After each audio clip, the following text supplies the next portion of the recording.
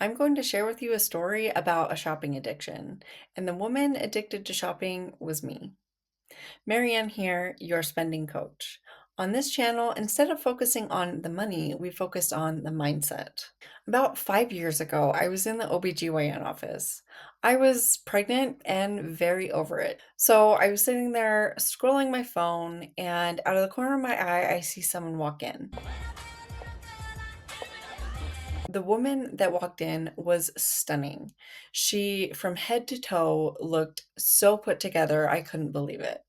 Her hair was perfectly pulled back in a manicured bun. She had the manicure and pedicure to match. She had this pink lace shirt with crisp, clean white pants. And then she had this bag that pulled everything together. I just stared at this woman, and one look told me everything I needed to know.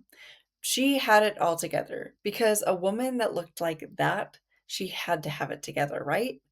I mean, she had to have the perfect house, the perfect life, the perfect husband, the perfect kids, because why would she have anything less? From that moment, it's almost like a switch went off in my brain. I had to be the woman that stopped people in their tracks and made them think she has it all together. So I started to shop. Not Chanel, not Prada. You speak Prada?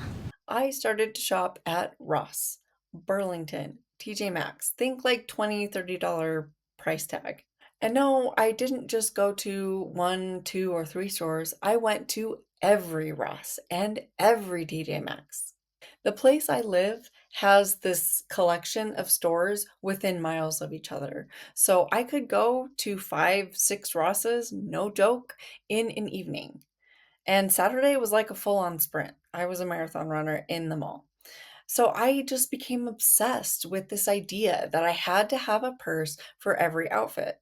It started basic. I wanted to buy purses that were in neutral colors that would go with everything. But then I started to see colorful purses and I went, oh, that would be really, really cute with this outfit. I would buy purses for outfits I didn't even have, thinking, oh, I'll just get the outfit after. We do that, I know. Then I found this bag that I really, really fell in love with. It was a simple concept, a no texture bag, just plain color, and it could fit life in it. Because let's be honest, those Chanel dupe bags, they can't fit anything in them. So I became obsessed with this certain style, and that's what really drove me to go to not just one or two, but every single Ross and every Burlington to try to find this purse. Every single one! I would go to every single one. It just felt like I needed to. So you would think after I got all the colors in the rainbow, I would be done. My search would be over. No, that is not true. It just spiraled from there because to match the purses, I had to have the matching shoes. And then I had to have the cute clothes to go with the perfectly matched purse and shoes. This is how my shopping addiction started. It got so bad that I was spending $1,000 every month on clothes, shoes, accessories, things that I wasn't even wearing. Yeah, you heard me right. I was literally picking out outfits going, this is me, while wearing sweatpants and not taking the effort and time it takes to put into looking like the person that would wear that. Because the truth was, I didn't feel confident enough to wear the items I was wearing. And I thought that I could buy that person instead of become it because that's harder than just buying the items we want to become.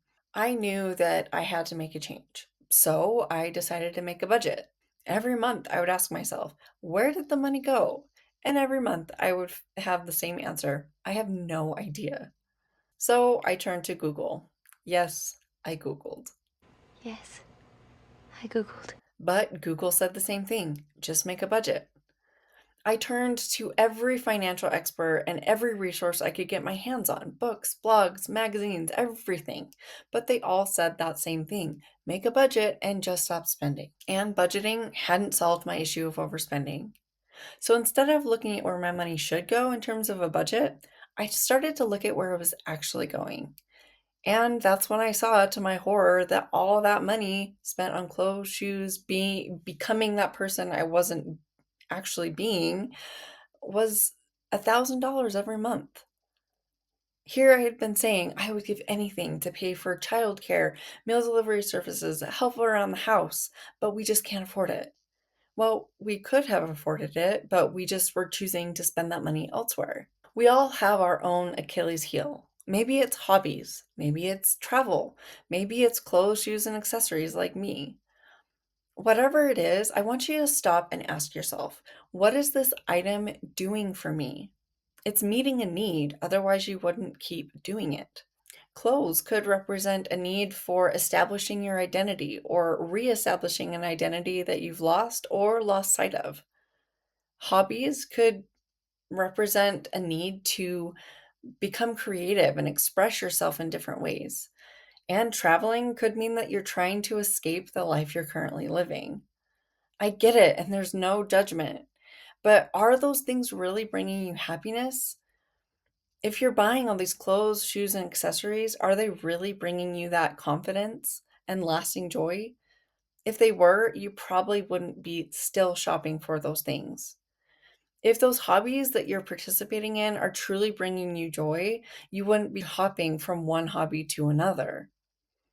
And the vacations that you keep taking, you keep needing to take them because you aren't living a life that you don't want to escape from. Once you find out what the things you're buying are doing for you, you can find ways to replicate that same feeling without going into debt and without spending exorbitant amounts of money on things that don't bring you lasting fulfillment.